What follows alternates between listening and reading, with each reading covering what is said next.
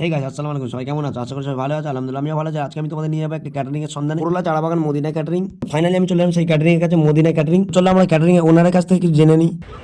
আমাদের Medina event management group এবং আমাদের সাথে যোগাযোগ করতে গেলে আমাদের অফিস হচ্ছে করলা চারাবাগান মাঠ। ইভেন্টে সব রকম কাজ আমরা করে থাকি, কুকিং, ফুডিং, সার্ভিসিং, স্টলের যত রকমের সমস্ত মাল আমরা দিয়ে থাকি।